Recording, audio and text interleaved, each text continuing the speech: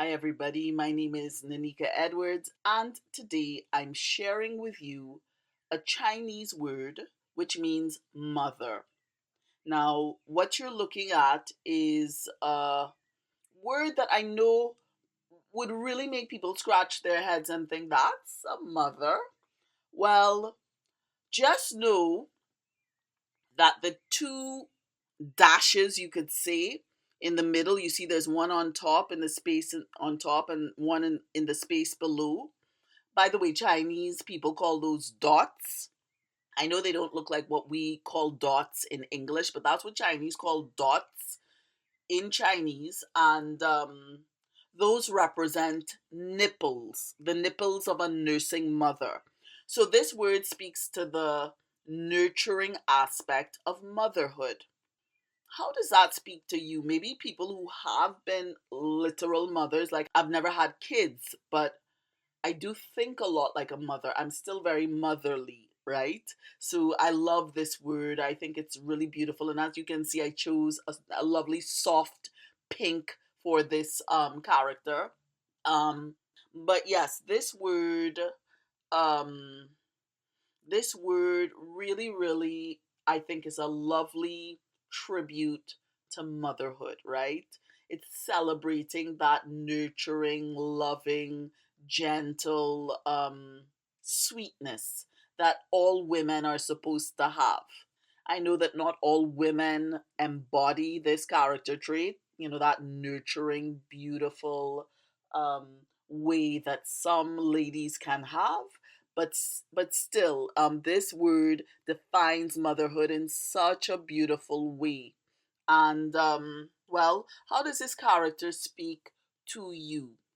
How does this character speak to you?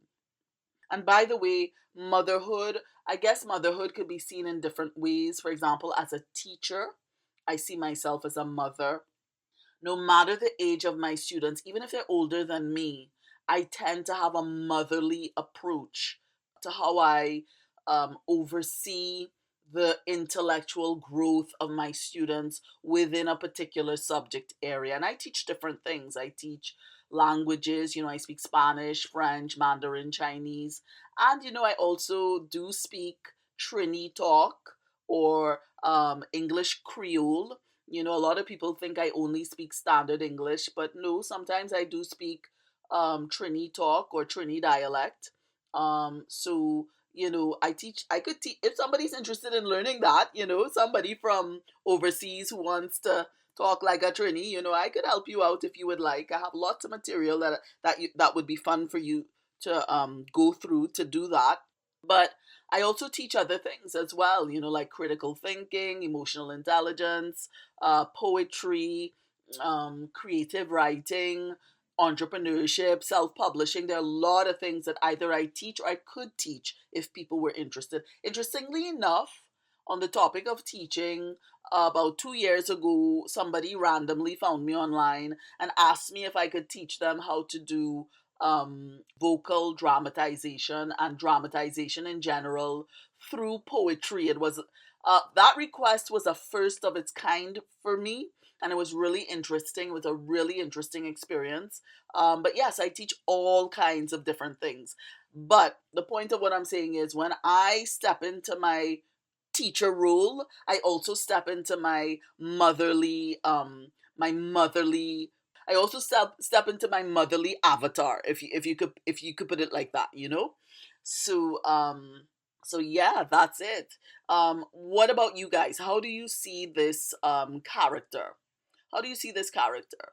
And by the way, when you think of a nursing baby, their development um their development has a lot to do with that nursing stage, bonding with their mother and so on. And I really believe that as a teacher, it's really important to bond with my students, to make my students feel comfortable, to make them feel loved and cared for, because then they can develop from an academic perspective. They can develop into healthy thinkers. They can develop into people who can ably, skillfully handle the knowledge that I convey to them, So, teaching, I don't see teaching as just communicating information.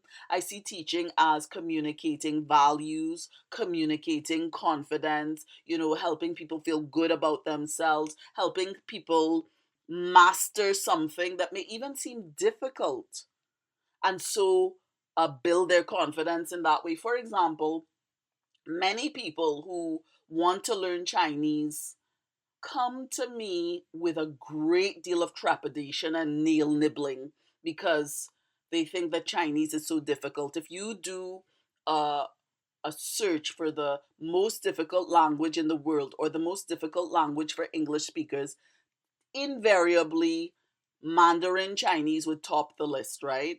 But I have a particular method and approach that makes learning this language very simple. In fact, I always tell people it's one of the easiest languages to learn.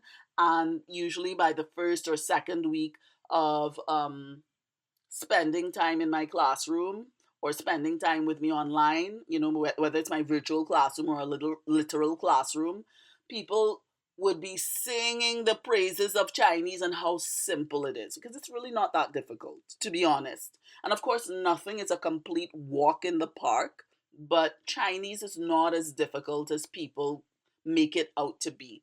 A lot of what determines whether Chinese is difficult for somebody or not is how it's taught, right? And coming back to this whole mothering thing, when I teach Chinese, again, I take a very mothering approach to how I how I make my students feel. I would like to think they feel like little chicks huddling under the wings of a mother hen.